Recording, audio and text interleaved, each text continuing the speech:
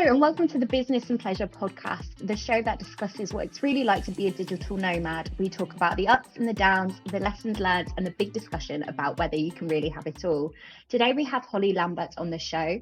Hollie is a software engineer and no-code developer who has spent the last 19 months working and traveling around Asia and South America. Welcome to the show, Hollie. Thanks so much for joining us. Thank you for having me.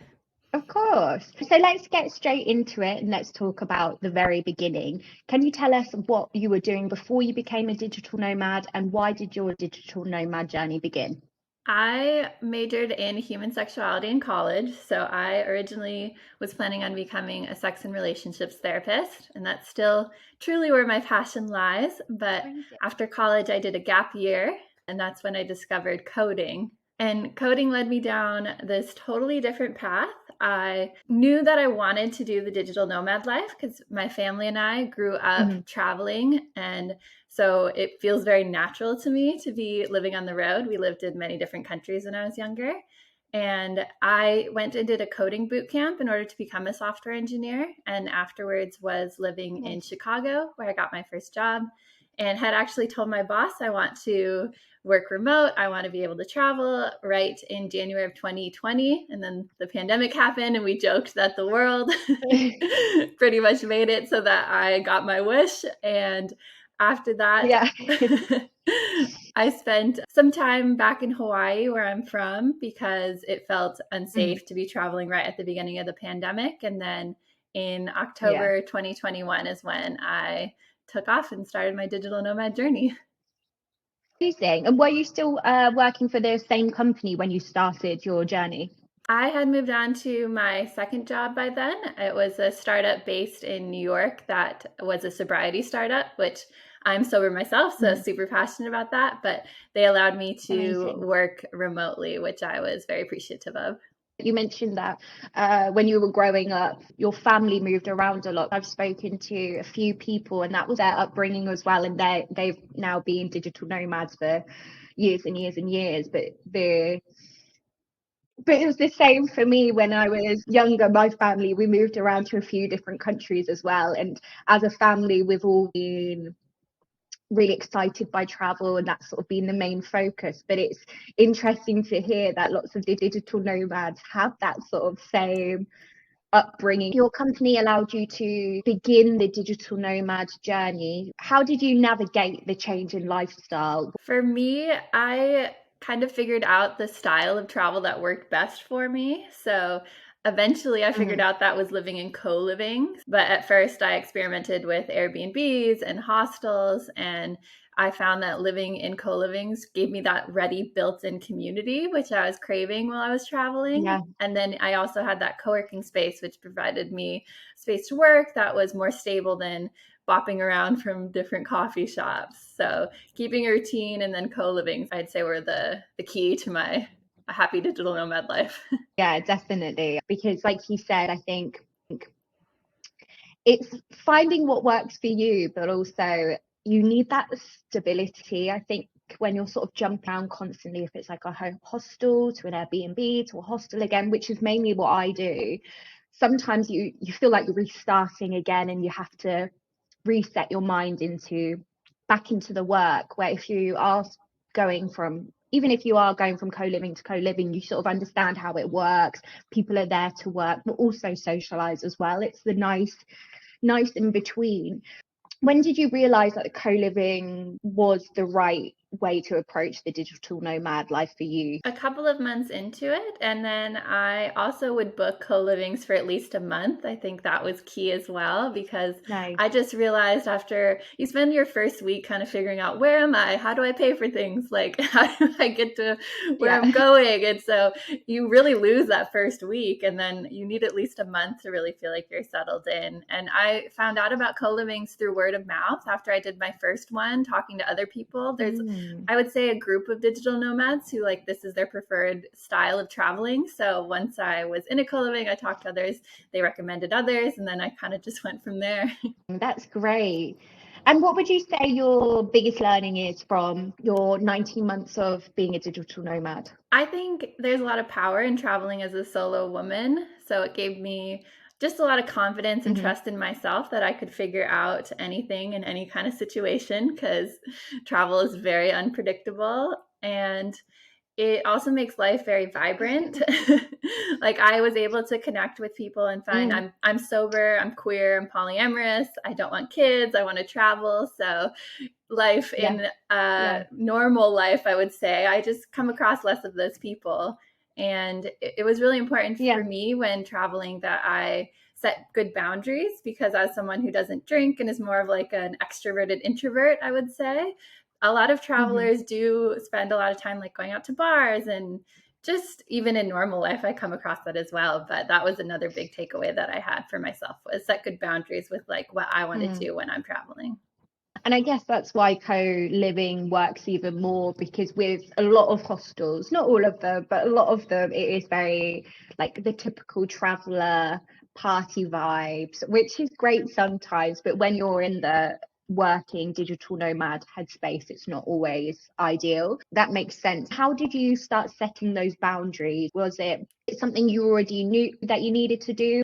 I found that I've been sober now almost 7 years. So I did have like prior practice with telling people, like, no, I just want to do my Yeah, own thing for the night. And I found it easier in different yeah. environments. Like, definitely in the co living environment, it's easier, I would say, because there's less group pressure that everyone has to be doing everything together. I did Mm, also do a group called Wi-Fi Tribe, which is kind of like a traveling co-living experience, I would say. Like, you interview, you join, and then every month they have different chapters in different areas of the world. And I had a good experience in that and met a lot of people, because you're in a group, you're kind of doing things more like all in a group, as opposed to in a co-living or a hostel, everyone's an individual. yeah, that's really cool. I've not heard of that before. That's really interesting. I would recommend Wi-Fi Tribe for new digital nomads, because I think it's a great way to Mm, kind of get your footing when you're first starting out, because they will book the place, you're in a ready-made group of people, they figure out the Wi-Fi and kind of the tricky things. And then a lot of people that I know, they'll connect with others in the tribe and then go on to travel solo with those friends that they've made. So really good to create connections and get going if you are early in your digital nomad journey. having that type of community in place is such a brilliant thing, because it is such a change in lifestyle. If that's amazing, I think that's a really great community to for people to look into, maybe even before they get into their journey, even if they're just thinking about it, because it's like that bit of safety, a bit of a safety net there. Yes, it's almost all women, actually, because, and I Oh, was curious why that amazing. was. Yeah, but they say because women are a little bit more nervous of traveling solo.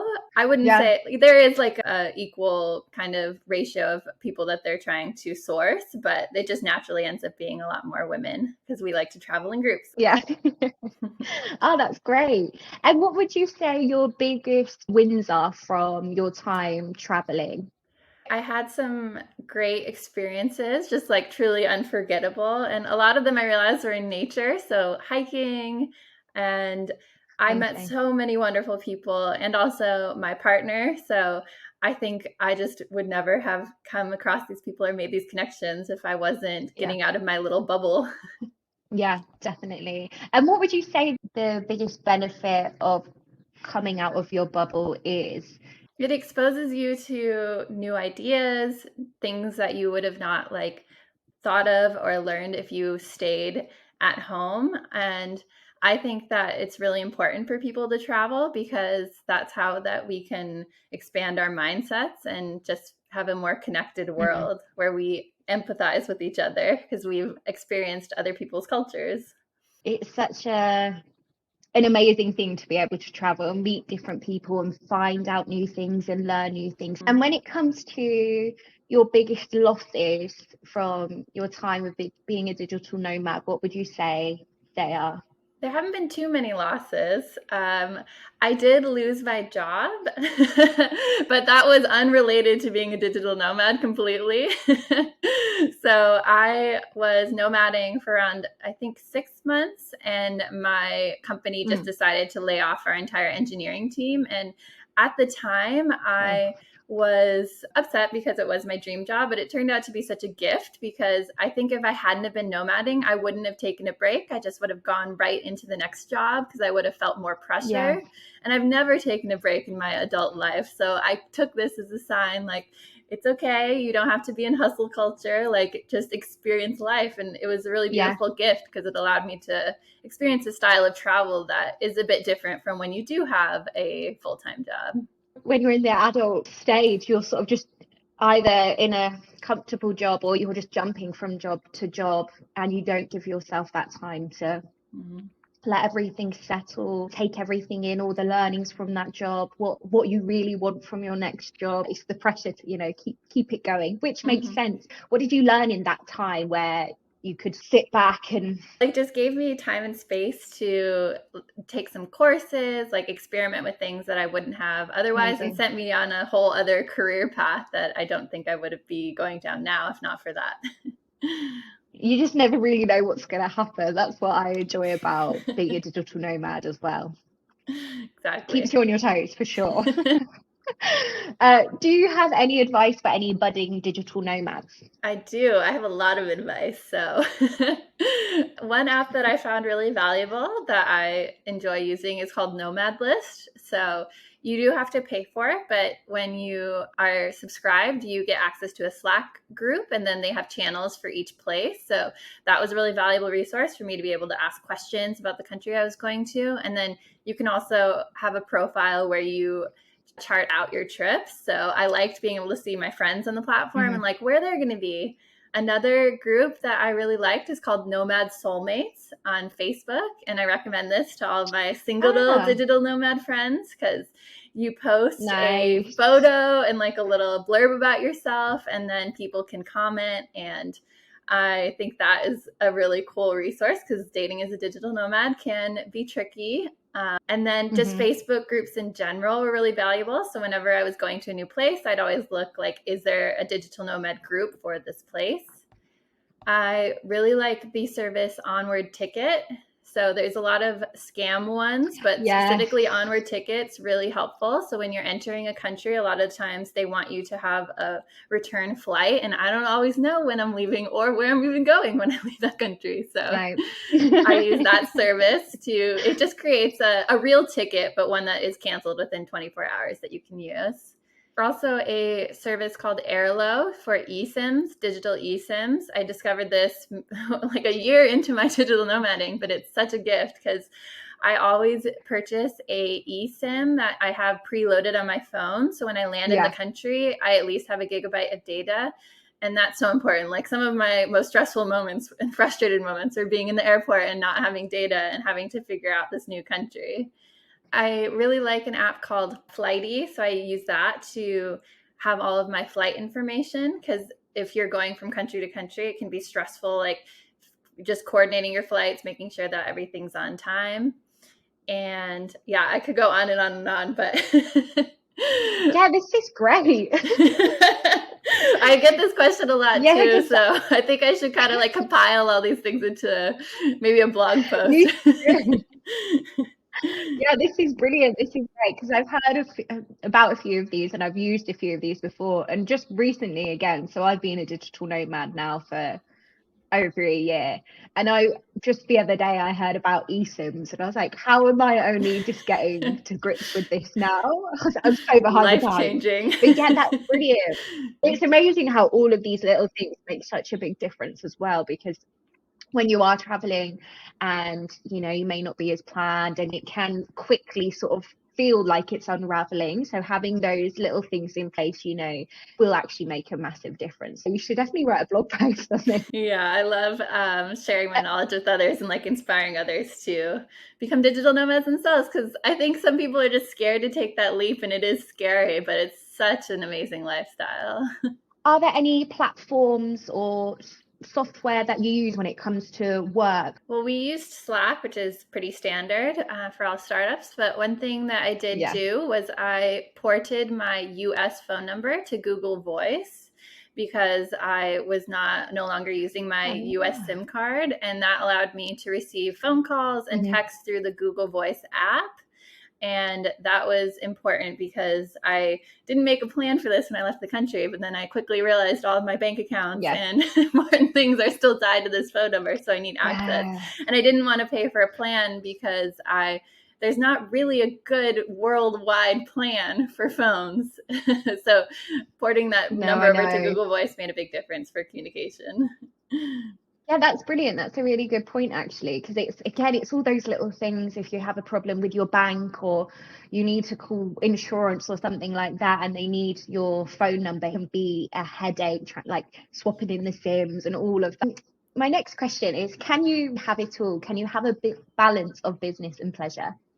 I think that you can. And I really love being a digital nomad. I just turned 30. So as I get a little bit older, I'm just thinking more of where I would potentially want to have a home base in the future. And I think my ideal lifestyle would be live somewhere for 6 months and then travel 6 months out of the year. And the only reason I haven't made that home base yet is because I haven't found the place. So I'm just going to keep traveling until I find it. But I think that's kind of a common theme I hear from a lot of nomads. As you just get a little further into your nomad journey, it would be nice to have a more long-term community in one place and then still have that freedom to travel.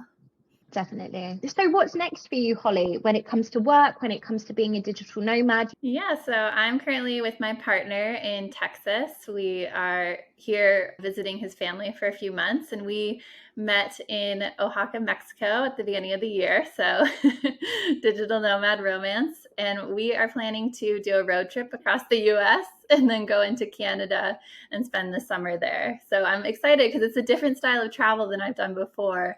I've been flying from country to country, and this will be, just a new adventure.